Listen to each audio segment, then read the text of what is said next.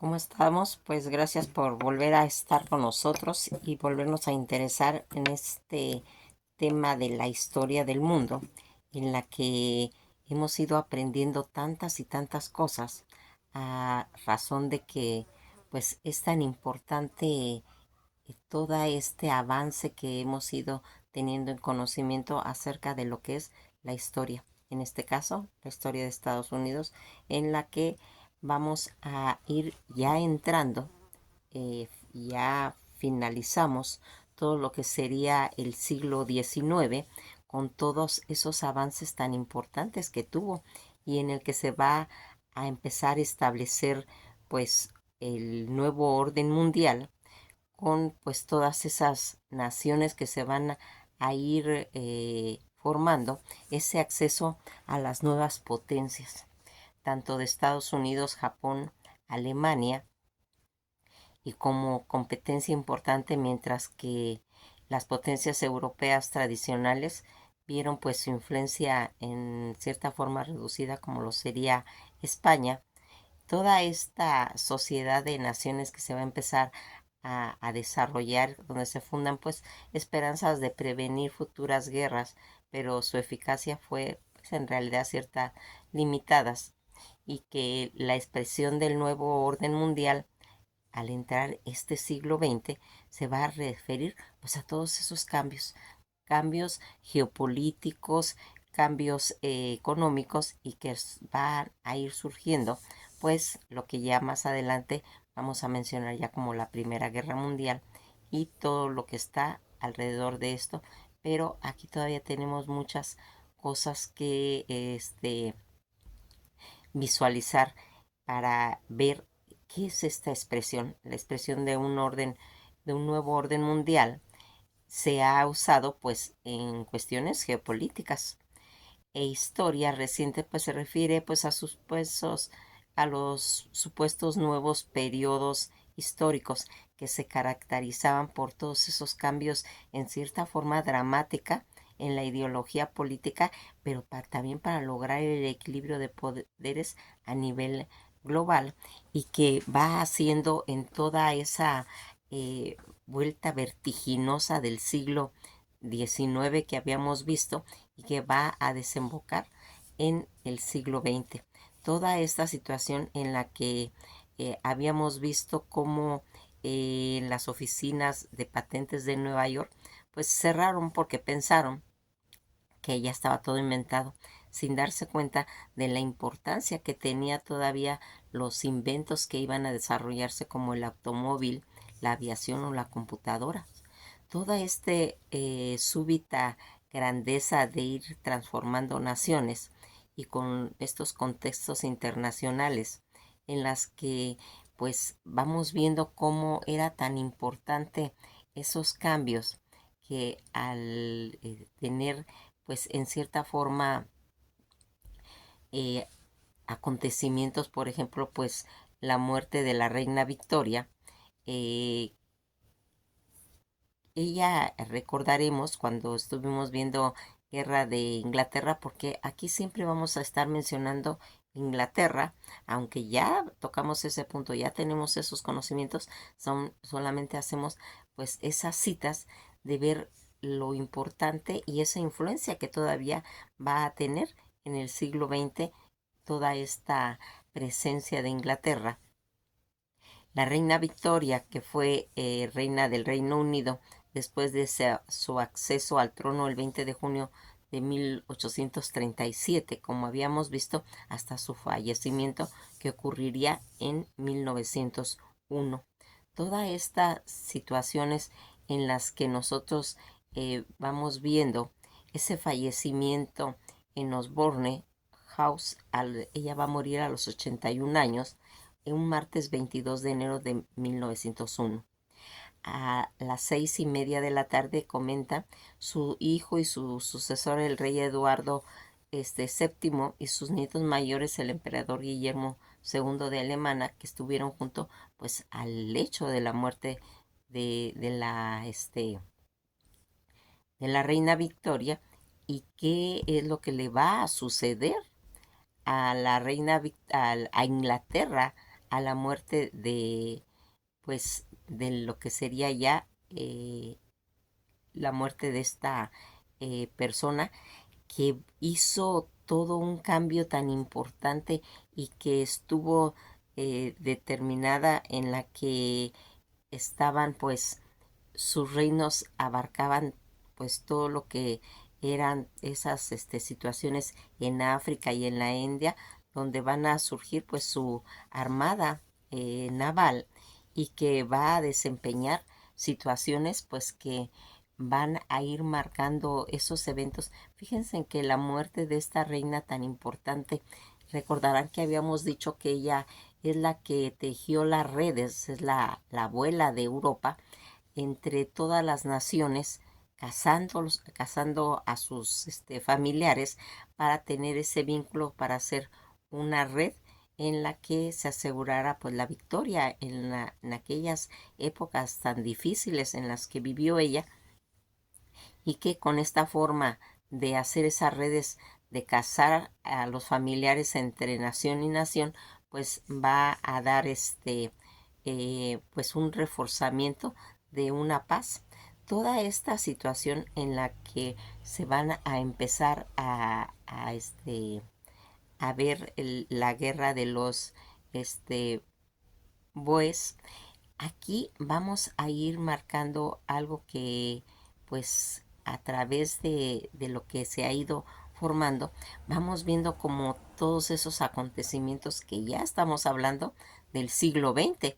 en la que la guerra de los bueyes va a ser la primera de estas guerras que se va a desarrollar desde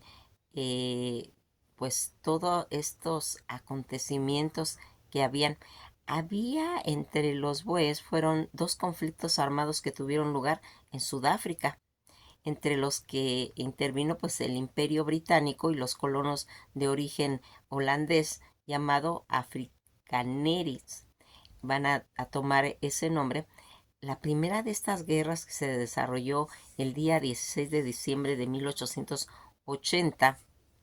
hasta el 23 de marzo de 1881, y la segunda que va a entrar el 11 de octubre de 1899 al 31 de mayo, pero ya de 1902. Todo este resultado fue la victoria de ese imperio británico y toda esa extinción de las dos repúblicas independientes que los boeres habían fundado pues casi ya a mediados del siglo XIX, que eran en los condados, en los estados libres de Orange y la República de Transvaal. Todos estos contextos históricos que va a ser literalmente ese avance primero, lo que va pues los que van por delante. Fueron ellos granjeros blancos llamados también africanis. El nombre Boer viene del nombre común holandés, Boer, que pronuncia, que significa granjero, simplemente pues campesinos. En la década de 1830 a 1840, estos granjeros emigraron en los que se conoce el Gran Trim desde las colonias del Cabo, territorio pues controlado en esa época por los británicos, hacia el territorio despoblado a consecuencia de las migraciones de nativos Tifagane, que originaban, que venían del rey Zulu Shaka. Estos boeres, que son un grupo étnico de origen holandés, porque aquí hay que recordar que cuando los holandeses llegaron a África, después se van a retirar, pero se va a quedar un grupo de holandeses que van a tomar este nombre de boeres, que ya vimos que significa pues los granjeros. Todo este grupo étnico de origen holandés, con aporte de otros grupos como los hugonotes, que su asentamiento también abarcó pues parte de ese territorio de Sudáfrica y de Namibia, en lo que sería la identidad que se basaba pues en los dos elementos, la lengua africana y una variación criolla de holandés en todo lo que sería la región calvinista, que son los hugonotes. Todo lo que sería estas primeras guerras y que van a traer como resultado, respectivamente, fueron esos primeros enfrentamientos que tuvieron con los ingleses y los boeres de Transvaal, que se desencadenó cuando Sir Teodoro Shepard anexó a Transvaal como en una forma de la Unión Africana al Reino Unido, que eso ocurrió en 1877. Los británicos consolidaron pues todo su poder sobre la mayoría de las colonias de Sudáfrica. Eso sería en 1879, tras la guerra de Anglo-Zulú del Rey. Los boeres prestaron ante este hecho consumado en diciembre de 1880, donde estalló pues toda esa revuelta y que va a ir haciendo pues ese acontecimiento en la que nosotros nos vamos dando cuenta que esta situación de este imperio de Inglaterra que se va apoderando de África y que va haciendo todo un conflicto de más de 3 años, va a empezar a tener otros acontecimientos. Como habíamos comentado, van a empezar a surgir otras potencias. En este caso, vamos viendo cómo se va a ir desencadenando todos estos inicios y que va a traer acontecimientos importantes como el surgimiento ya de Alemania. Toda esta situación que vamos a ir pues platicando poco a poco aquí y que va a ir haciendo que vayan surgiendo estas potencias y que todo lo que va a ir haciendo va aquí, Inglaterra va a empezar a pues apoyar a los boeres, pero después lo deja. En ese mismo momento han estado surgiendo todo lo que habíamos platicado de la compra de Alaska como ese corredor de Canadá que entregaron, y los ingleses van a tener aquí en cierta forma un apoyo, un apoyo a los indígenas misquitas del reino indígena de Nicaragua, y que va a irse marcando todas estas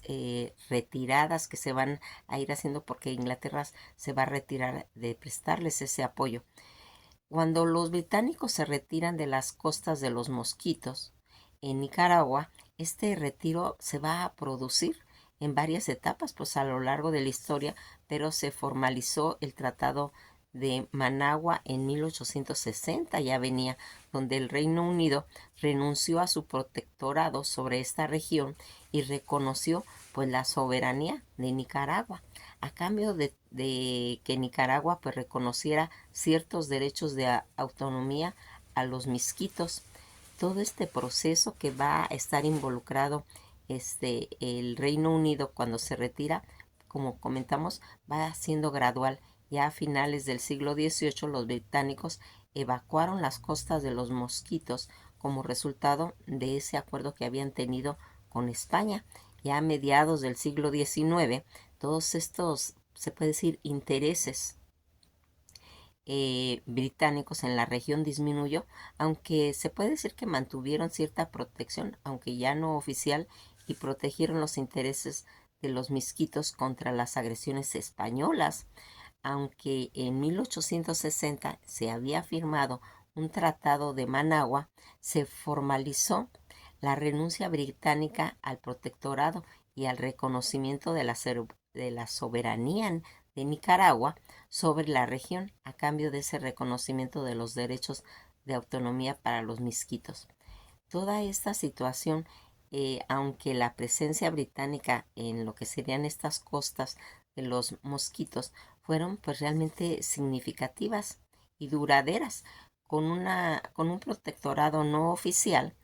aún así se mantuvo durante mucho tiempo. Finalmente los británicos se van a retirar formalmente reconociendo la soberanía de Nicaragua sobre esa región, y que va a ser pues de total importancia para visualizar todos esos escenarios en los que estábamos viendo cómo ellos estaban en esa época pues interesados. Estados Unidos no intervenía en esto porque ellos estaban manejando toda la compra de Alaska,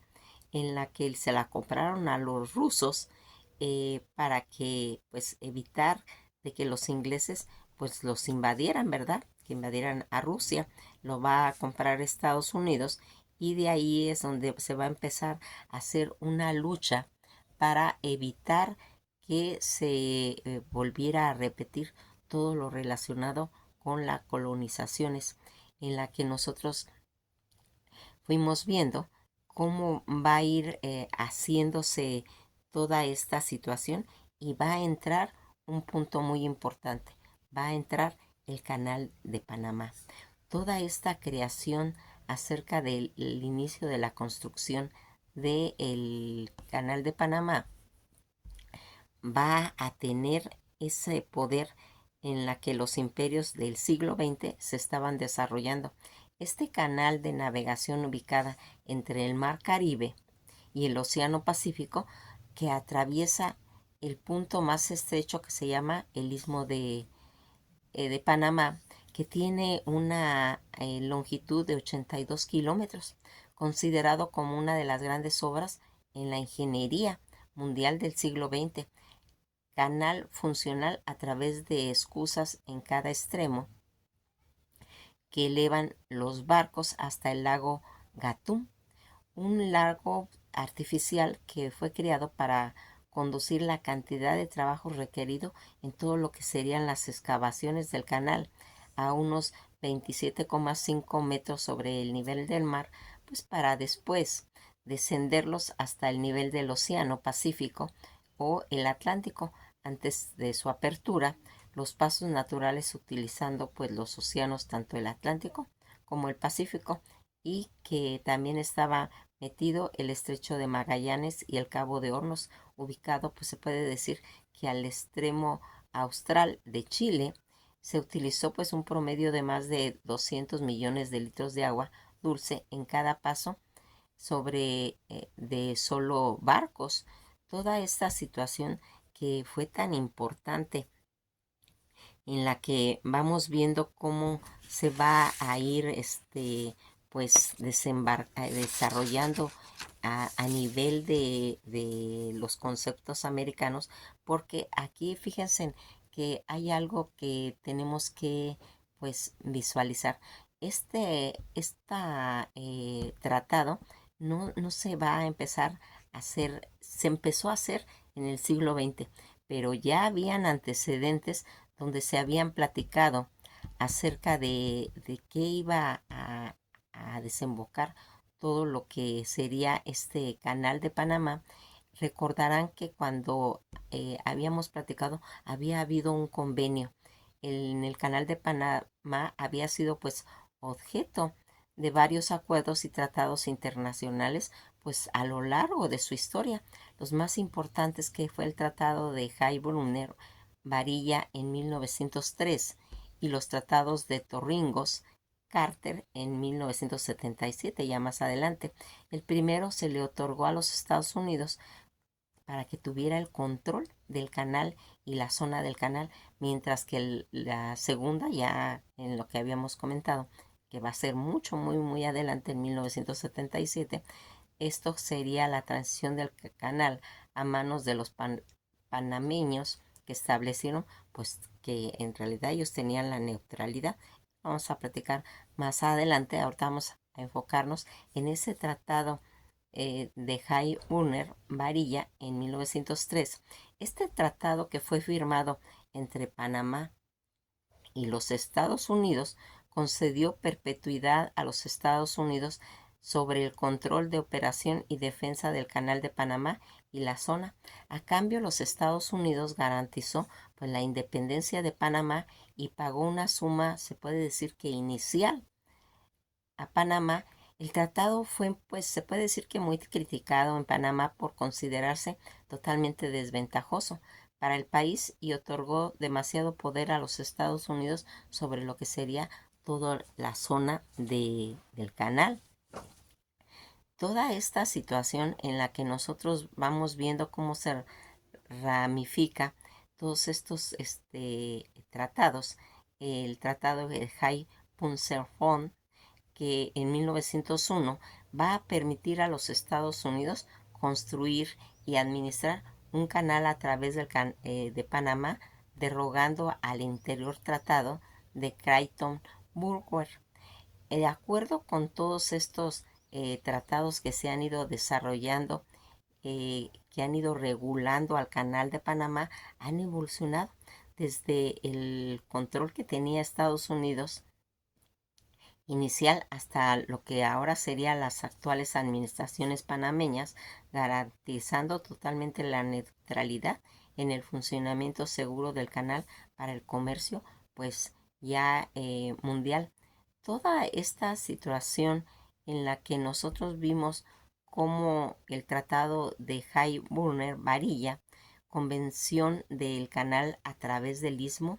y el convenio del canal ísmico, fue un acuerdo internacional celebrado entre los gobiernos de Panamá y los Estados Unidos para la construcción de ese canal. Aquí vamos viendo cómo se va desarrollando toda esta situación, pero aquí a través de lo que se va viendo, ese avance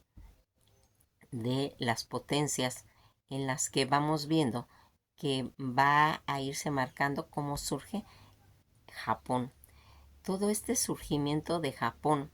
que son los acontecimientos que están ocurriendo alrededor, el surgimiento de Japón, pero ya como una potencia mundial, que se refiere principalmente pues toda esa rápida modernización e industrialización durante la era Meiji, que había sido desde 1868 hasta 1912, y posteriormente acceso ya como una potencia militar, específicamente pues después de la victoria de la guerra que tuvo Rusia,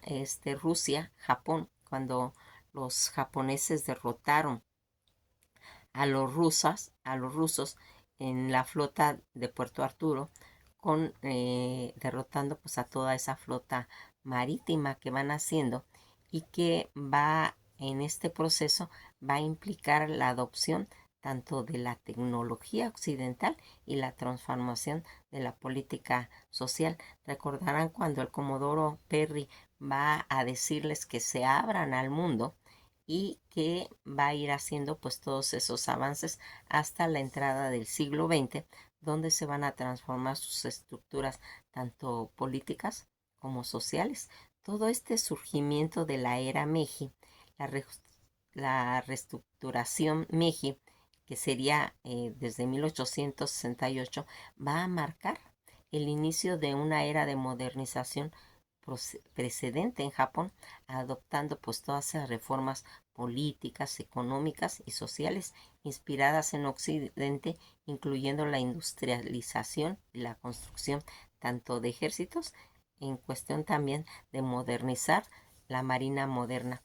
Cuando ellos van a acceder a todos los conceptos militares en la guerra ruso-japonesa, donde va a vencer Japón a Rusia, va a consolidar a Japón como una potencia militar, demostrando esa capacidad que tenían de competir a las potencias occidentales, pues en esas épocas en las que nosotros vimos cómo tenían una mejor técnica de lucha,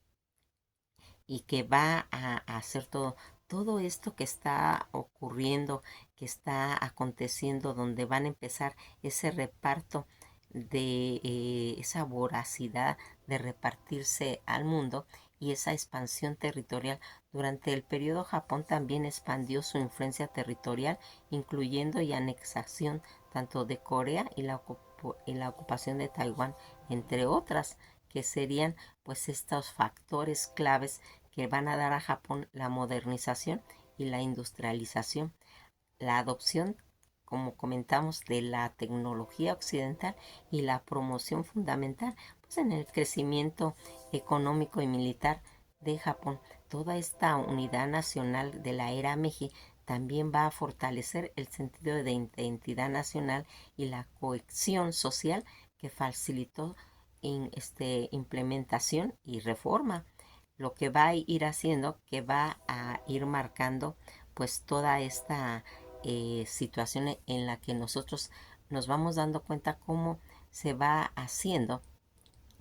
que haya esa grandeza a nivel de estas potencias que van surgiendo y que va a ir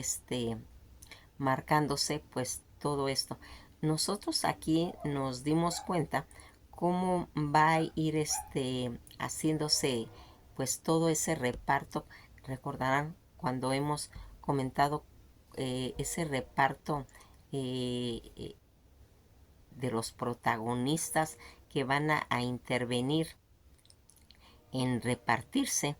y que va a tener pues eh, cierta ventaja para todas esas potencias que ya estaban y que aquí vamos viendo cómo se va a desencadenar nuevamente otro conflicto y que va a hacer pues esa la rebelión de los boxer en la que va a tener pues situaciones de esos levantamientos de los boxer conocidos en China como un levantamiento Hiwatuan. Fue un movimiento, se puede decir, inicial en el año de 1898, coincidiendo pues con todo lo que serían las referencias acerca de lo que va a ir marcando. Eh, Conocido en China como el levantamiento Jiketuan y que va a tener esos movimientos iniciados desde 1898, coincidiendo con la reforma de los 100 días, en la que estaba esa reforma que finalizaría pues en septiembre, el día 7 de 1901, y que va a traer pues en cierta forma cambios totalmente pues trascendentales. Como habíamos estado hablando, el surgimiento de China, la dinastía Qin, contra las intervenciones imperialistas de las grandes potencias occidentales, el imperio japonés en el territorio en cuestiones políticas, económicas, de religión y cultural de China en los últimos siglos del siglo XIX, durante todo ese periodo conocido como el siglo de la humillación, todos estos movimientos reprimidos y los sectores de los ejércitos chinos y fuerzas militares europeas, estadounidenses y japonesas, se estima que más de 100.000 personas fueron asesinadas durante todo ese conflicto, de los cuales unos 300.000 eran milicianos y entre ellos 200 y 250 pues eran extranjeros. La mayoría fueron misioneros cristianos que también murieron. Fue iniciado la Milicia Unida de la Justicia Yeqian, conocida en inglés como los Boxer,